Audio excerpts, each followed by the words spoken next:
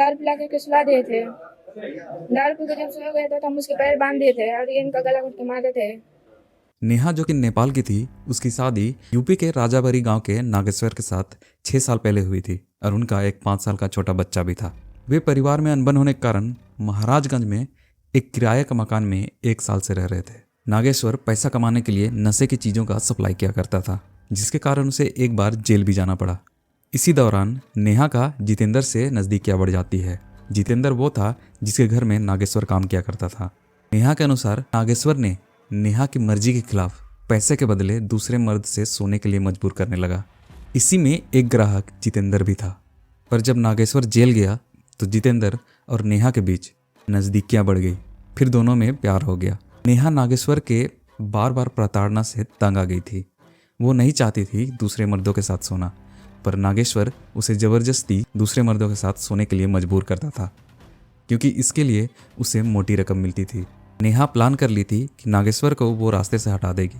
12 सितंबर की रात पहले तो नेहा ने नागेश्वर को फ़ोन कर रूम बुलाया, फिर उसे दारू पिलाई। फिर जब वो नशे में आकर सो गया तब वो फ़ोन करके जितेंद्र को बुलाती है। दोनों मिलकर पहले तो उसके पैर को दुपट्टा से बांधते हैं, फिर उसके हाथों को।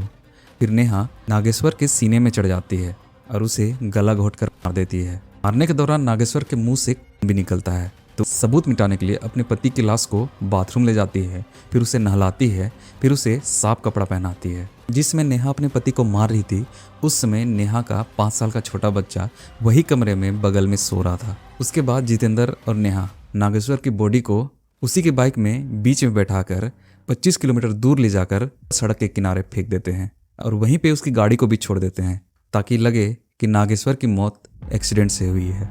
13 सितंबर की सुबह को पुलिस को लाश के बारे में पता चलती है।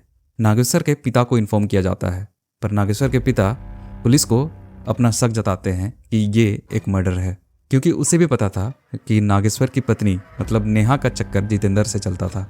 पुलिस का पोस्टमार्टम करती है तो उन्हें भी यकीन हो जाता है कि ये एक कत्ल है।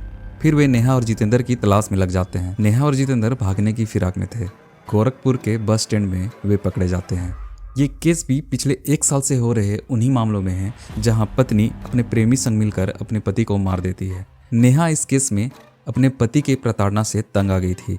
वो उसे दूसरे मर्दों से सोने के लिए मजबूर करता था। नागेश्वर मर चुका है और नेहा और जितेंद्र जेल में है, पर असल में सजा मिली तो वो 5 साल के मासूम बच्चे को। उस मासूम को पता भी नहीं है कि उसके साथ क्या हो गया है। मेरी मानो तो नेहा को पुलिस की मदद लेनी चाहिए थी और उसे डाइवोर्स ले लेना था। आपको क्या लगता है हमें कमेंट में ज़रूर बताएं।